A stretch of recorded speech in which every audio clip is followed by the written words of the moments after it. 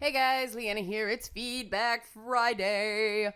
And I apologize in advance if you guys hear some weird background noise on this video. There is somebody running a saw in my neighborhood, and I've been waiting and waiting and waiting and waiting for them to stop. They're not stopping, so I have to record this video because quite a few videos have been late this week because of various things and game reviews and game events. And it's fall, it's the busiest time of year in video games. So I don't want to be late again. And so I'm making sure this is done. So apologies for weird background noise if in fact you hear it.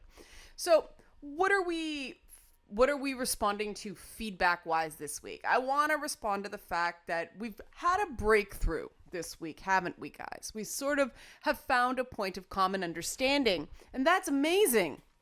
It only took a year in video games, but at least a relatively small group of us have come to an understanding of what's at the core of all this stuff. What's at the core of this backlash against the game's press and game's writing and the mainstream media. And what we sort of determined was that it was this message, the backlash is actually the message, stop picking on us. And I think that's a very fair message. But so I'm like, how did this get lost for a year? This is so simple. And it was there all the time. But it got muddied in a lot of stuff, didn't it? The problem with the way journalism works is you need a who, what, when, where, why, and how. You need that W5H. And so people were looking at individual acts or individual, scandals instead of looking at the big picture, because the important thing really wasn't the who, what, when, where, why, and how of those scandals. The scandals itself didn't matter at all. What mattered was the reaction and the outsized reaction to some of the stuff that was going on. And the reason I've chosen not to dwell on those individual flashpoints is I think that the details of those flashpoints are essentially irrelevant. What matters is that there was enough lingering resentment to cause a fire, a big bonfire from those little tiny sparks. And that's relevant to me. And that got me thinking, and this is where we come to this quote. That got me thinking about the difference between offense and hurt.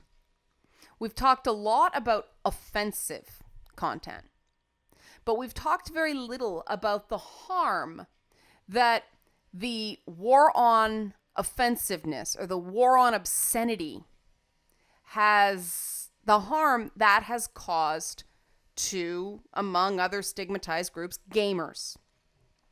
And to me, the difference between offense and hurt is that this offense angle, feeling offended, often does little more than uphold the status quo. If you think of the things that have been considered offensive in the past, they've often propped up the very social inequalities we all say we're against, right? This idea that women are somehow inferior, so the female body is considered obscene, right? Whereas nowadays we live in a world where we still expect female video game characters to cover up, but people cheer every time a penis is flashed in a film, right? For some odd reason, penis means art. And if that's so, I think the game Outlast is high art, because there was some penis in that game. There you go. Either that or the giant mushroom in the hallucination in The Witcher 2. But I digress. Offense, the other thing that was considered offensive back in the day is two men kissing, or black people sitting where white people sat. I mean, if you look at sort of the history of what's considered offensive, it's really been used to prop up oppression of various people who don't deserve to be oppressed. And I mean, we're seeing a lot of offense responses involving the transgendered community now, aren't we? That, people are getting offended by this idea that people who, it's one of those things where people get so easily offended regarding transgender issues that it's very hard to even define transgender without offending someone. So I'm going to avoid doing that. Points made. And this is why I think Stephen Fry making a statement about offensiveness and saying it's now very common to hear people say I'm rather offended by that, as if that gives them certain rights. It has no more than a whine. It has no meaning. It has no purpose and no reason to be respected as a phrase. I'm offended by that. Well, so fucking what? And I completely agree with this phrase. I completely agree with this quote. So what, you're offended? I mean, I've spent my entire career kind of living by this concept. So what, you're offended? Is there a reason to be upset? And that's why I differentiate between offended and hurt. Because if you look at some of the other things that Stephen Fry has written, they're all about understanding, deeply understanding hurt. There's this one, which is in The Guardian, and people immediately go, ah! But hear it out. It's a letter he wrote to himself. And the interesting thing is that if you read this letter, he's pretty much, younger Stephen Fry could be described as a social justice warrior. I know what you're doing now, young Stephen. It's early 1973. You're in the library cross-referencing bibliographies so you can find more and more examples of queer people in history, art, and literature against whom you can hope to validate yourself. And then, it goes on. The definitions are, this to me is the definition of a social justice warrior. You poor dear thing, look at you weltering in your misery. The extraordinary truth is that you want to stay there. Unlike so many of the young, you do not yearn for adulthood, pubs, and car keys. You want to stay where you are in the republic of pubescence, where feeling has primacy and pain is beautiful. And you know what? You're right. And that is very much, an older person talking to his younger self. And if you read the whole thing, it's absolutely wonderful, because it's so self-aware and so wise, and because Stephen Fry has the benefit of hindsight here. And no, hindsight does not mean looking at someone's butt, although I'm sure he enjoys that too. But and this is the thing, the problem with gaming is it worships youth. It wants the young people, it wants the young, fresh, hip looking thing, and it doesn't really properly respect the people who have been around for much longer, or have a bunch of games underneath their belt, maybe over 40, gasp. And it like so many, fast-paced industries, just churns people out. They burn people out and then they churn them out. And I think that's not helping our industry, because too much of the thought in gaming right now is being led by, Stephen Fry in 1973 instead of Stephen Fry now. And that's unfortunate, because that means we can't benefit from being a mature industry. But the other thing that Stephen Fry wrote is this open letter to the IOC involving, Russia's treatment of gay people and the Olympics. And some could say, he got offended. And so he wrote this, but I think that it is beyond offense here. I think that this is actually, if you see here, I am gay, I am a Jew, my mother lost over a dozen of her family to Hitler's anti-Semitism. Every time in Russia, and it is constantly, a gay teenager is forced into suicide, a lesbian correctively raped, gay men and women beaten to death by neo-Nazi thugs while the Russian police stand idly by. The world is diminished, and I, for one, weep anew at seeing history repeat itself. He's not speaking in the language of outrage here, he's speaking in the language of hurt. And I think that's very important, because the guy who spoke out against outrage is capable of expressing hurt. He's capable of putting voice to pain, and that is wisdom. The reason we have so much fighting in gaming right now is people are hiding behind offense. They are hiding behind outrage, because that demands less of you. than actually having the bravery to say, I am being harmed or someone else is being harmed, because we've been fed this false notion that being able to admit vulnerability is weakness. And it's not. It's one of the bravest, strongest things you can do. Cowardice is loud. Bravery is quiet. And that's a very, very important thing to remember. You know, this whole thing, I think this whole house of cards surrounding the idea of grow a thicker skin, I think has just collapsed in the last year in gaming. And I think that's wonderful. I'm very glad that we're past that. And we're finally talking about the root of the problem, which is thick skins don't work, because thick skins just mean you pretend to have no feelings, and everyone has feelings. Everyone has feelings. And so that's why it's so important to distinguish between offense and harm. But it goes further than this. And this got me thinking about something very, very interesting. That if you look at these behaviors, because they're politicized behaviors, aren't they? We've got this two extremes, two fundamentalisms fighting each other through games right now. And that means that, you know, something called moral foundations theory, which I'm very interested in. That's not it. That's the definition of offense. You can see now annoyance or resentment brought about by a perceived insult or disregard to oneself or one's standards or principles. It's not hurt. It's something different. But moral foundations theory is sort of something that a guy by the name of Jonathan Haidt came up with others, to sort of try to understand partisanship.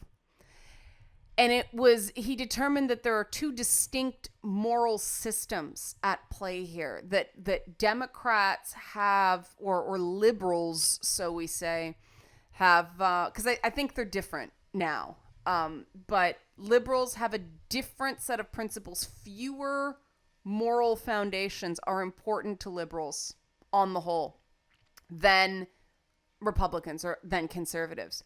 The interesting thing to me is if you go to the far extreme, the SJW form of liberalism, they start looking a lot more like the conservative profile than the liberal one. And that's very interesting to me, because we talk about the horseshoe effect and all that.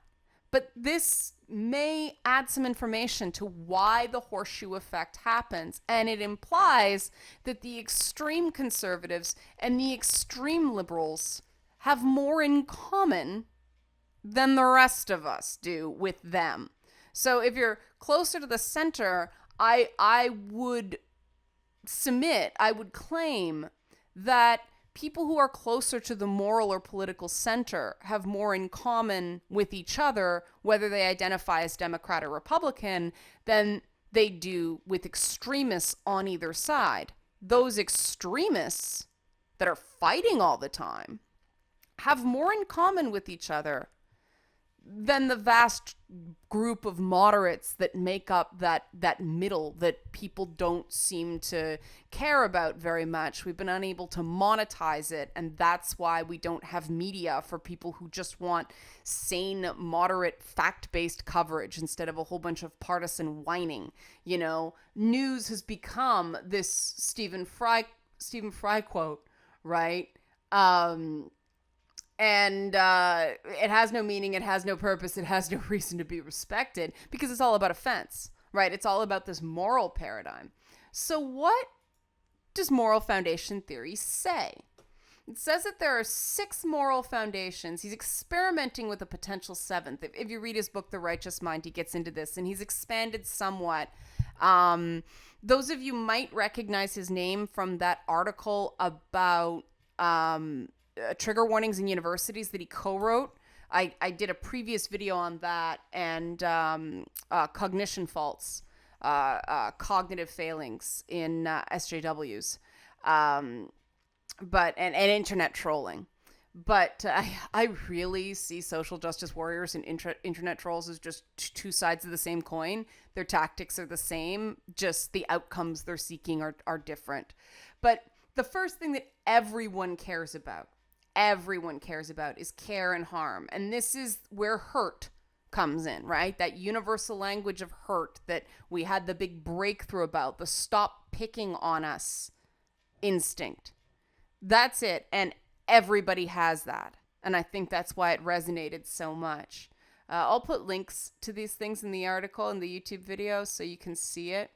And you'll notice that this foundation is among conservatives more closely associated with the Loyal Betrayal Foundation.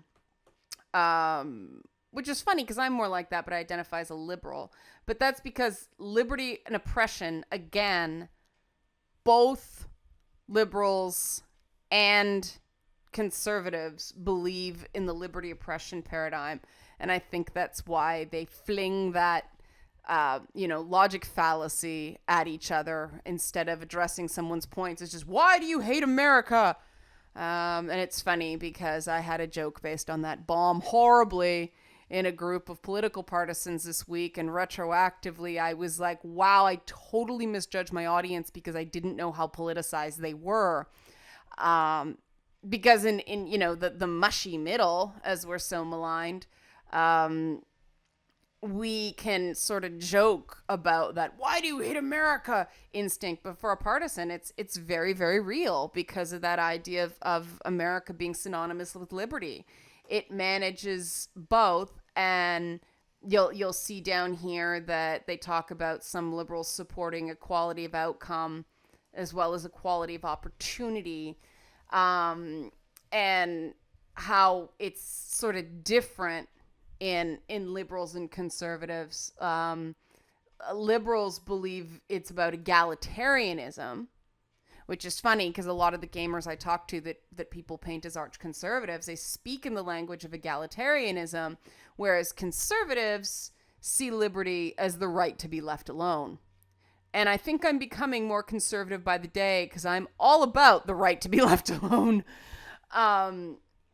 And that's part of where I think some of the communication breakdown I've had with gamers is because perhaps they're more left wing than I am, because I'm just like, you don't like it, don't look. Just go, leave it alone. Leave it alone. Just, you don't have to see it.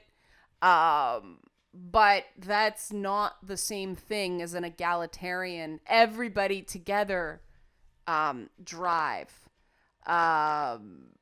And you'll see that this, hatred directed at those who dominate us. And that's another thing that's been a big thing over the last year in gaming.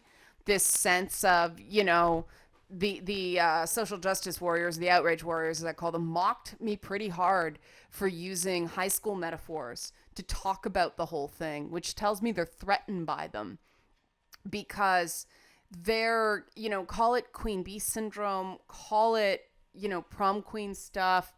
It really is just talking about on a very base level, this idea of the cool kids picking on the uncool kids. And that is, I think, where the big uprising came from in gaming, that gaming was a place to escape people like these and the ones that become the most high profile because they visibly do not look like nerds happen to be women, and I think that's part of the reason some people have been targets. It's not that they're women. They're representations of an oppressor in the minds of geeks. They're that cute girl in school that wrinkled up her nose every time a guy was around.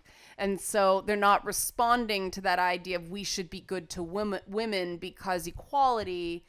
They're seeing an aggressor. They're feeling hatred directed at people who dominated them. And that's important to understand as well.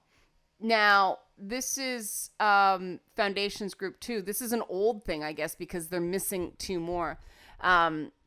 This is the group important to Republicans, somewhat less. Oh, I guess they've split it into three. Okay. So this is less incomplete dominance. These are important to more conservative people, but somewhat less important to liberals. And I think this is where the extreme left that we're having trouble with separates from the middle. This idea of fairness and cheating. Fairness is exceptionally important to gamers. Exceptionally important.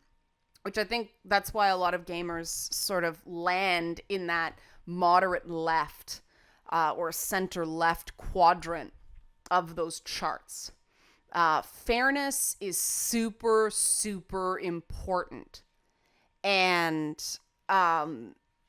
the acts, the things that were happening, building to around this time last year, gave gamers the profound feeling that their community was not as fair as they wanted it to be.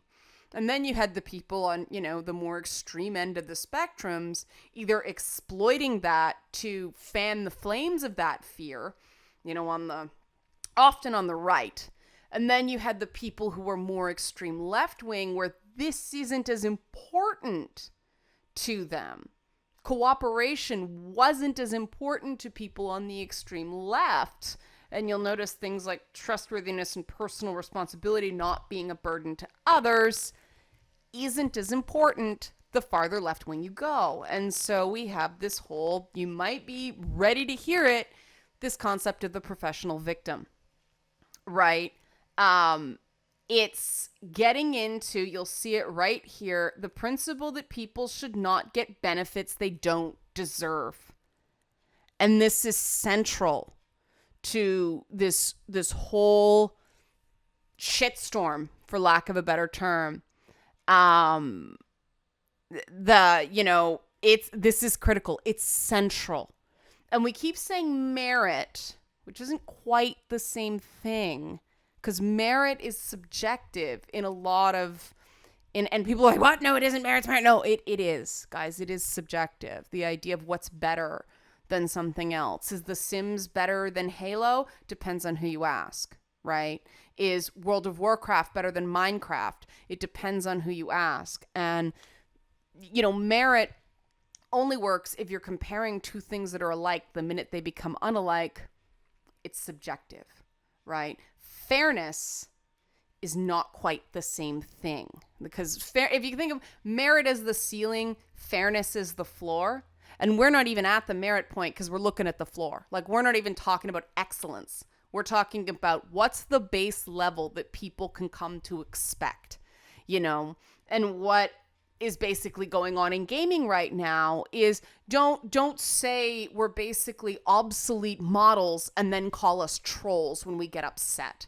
That's basically what's going on here. And it's very, very interesting. But there's more. And I'm going to try to get this all in a half an hour. Important to Republicans, not so important to Democrats. Again, loyalty and betrayal. This is huge among gamers. This is huge. And I think part of the reason that gamers become so center-left comes down to one quality that we're not there yet. But loyalty and betrayal are massively important to gamers. You'll see here group pride. Group pride is massive in country sports team, and hatred of traitors. And this was something that I got early on because of an unfortunate series of events where an article took a really long time to publish. It was sitting in a queue for 3 weeks. And it was for Polygon, and so it showed up like 4 days after my original Gamergate article for Metal Eater, and so a bunch of people thought I was a traitor because I wrote one article for Polygon. Because that loyalty and betrayal paradigm, that idea of trustworthiness and loyalty was so, you see, it's this concern is triggered by perceived threats or challenges to the group. Gamers felt so under siege at that point that anything that indicated that somebody wasn't really a gamer tripped this foundation. And the thing about moral foundations is these are critical aspects of decision making. The foundation, stuff everything else is built on. So that's a very important thing to gamers too. And I think we could even create, moral foundations charts for gamers versus activists. And I think we'd find they'd be very, very different, because something that gamers really have an issue with is authority and subversion. Gamers have a very complicated relationship with authority because of the fact a lot of gamers were bullied, a lot of gamers were ostracized. Authority figures are not necessarily to be trusted. Gamers can often overvalue the group identity over an authority figure. Hence, this whole thing, Gamergate has no leaders. This is a very liberal thing. The idea is being opposed to hierarchy, inequality, and concentrations of power, which is funny because, how do I put this? The Outrage warriors certainly have hierarchy, don't they? They certainly have hierarchy. They have their leaders. And to the point that there are unironic graphics of Anita Sarkeesian with like the Jesus halo on her head. They've made her to look like the Virgin Mary, which plays right into tradition, institution. Why do they want everything to be academic? Well, because it's an institution. It can't just be common sense. It can't be stuff brought in through our own industry. It has to be academic because universities are institutions. This authority principle is much more important to the outrage warriors or the political partisans that are coming into gaming and using it to fight their turf war than it is to the regular gamer, because sort of the whole point of gaming is, summarized in the subversion principle. For a lot of people, gaming is all about disobedience, disrespect, and rebellion, right? This principle right here, and the subversion principle is pretty much stick a pin in this. This is why Grand Theft Auto is so popular. It's not the violence. It's not the crime. It's the subversion of authority. It's that disobedience, disrespect, and rebellion. This is an important element with gamers that both the mainstream media and the outrage warriors do not understand, and I think that's been the clash. Now this has been huge. Sanctity and degradation. And what makes me so interested, this is what comes into the outrage, the offense, this sanctity and degradation paradigm. Cultures invest certain objects. I'm reading from the top. Sorry, guys, my mouse is malfunctioning for some reason, so I'm having trouble highlighting. There we go.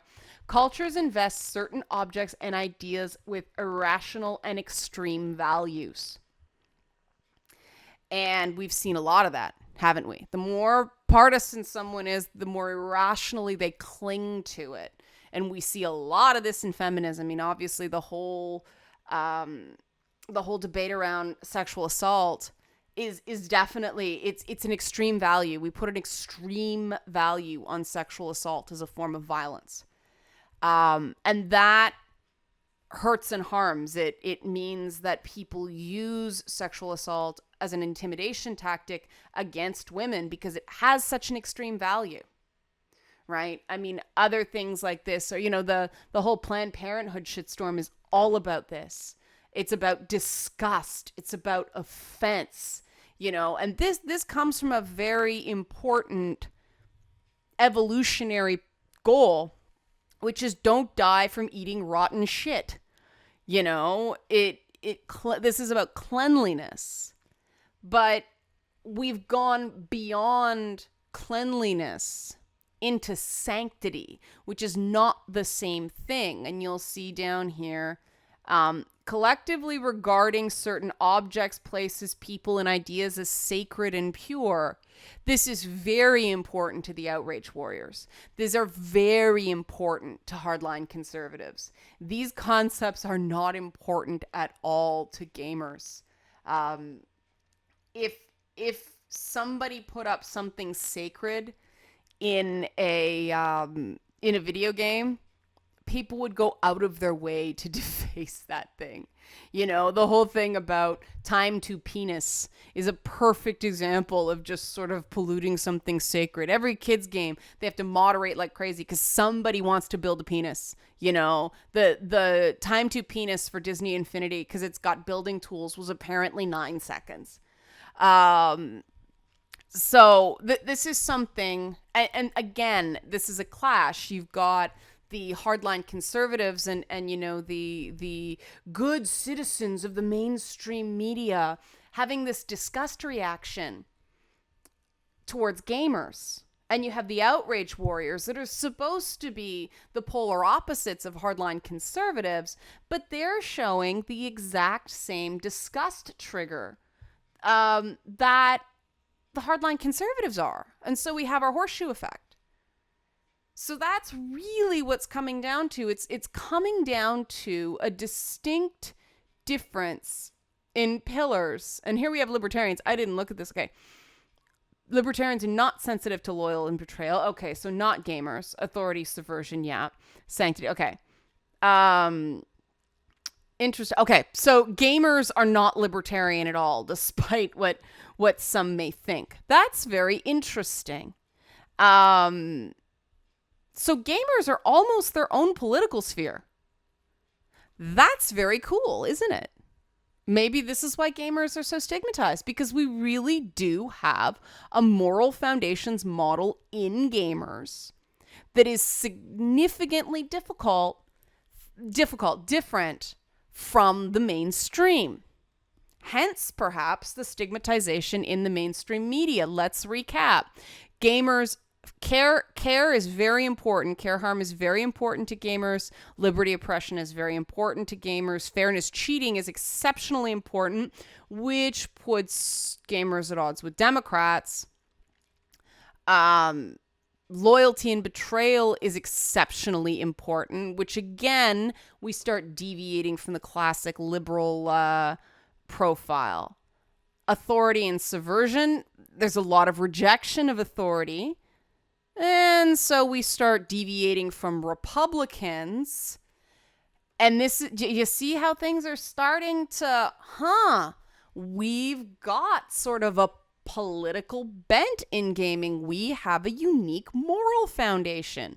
Isn't that cool? Because now we're not like Democrats or Republicans anymore. And I mean, certainly that sanctity degradation principle just, you know, again, popularity of Grand Theft Auto, popularity of The Sims, that you build stuff just to let it all set on fire and burn down and have The Sims run away screaming. I mean, it's all about entropy.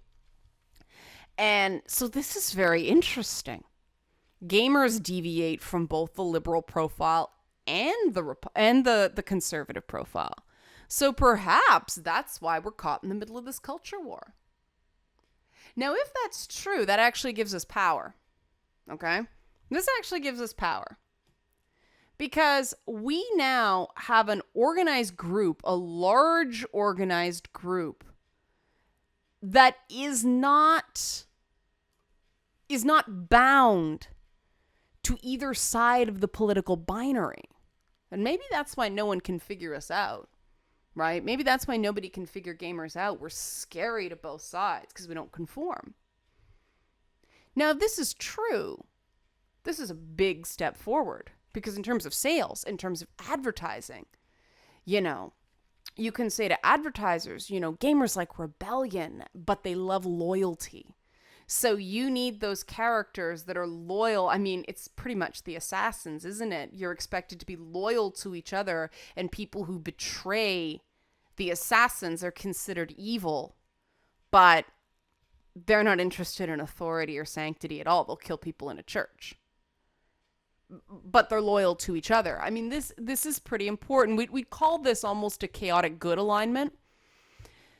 And that's very, very interesting. And, you know, I think now, hopefully, you guys can understand why there's so much of a clash between people for whom political affiliation is exceptionally important and gamers who, you know, the gamer identity is not over.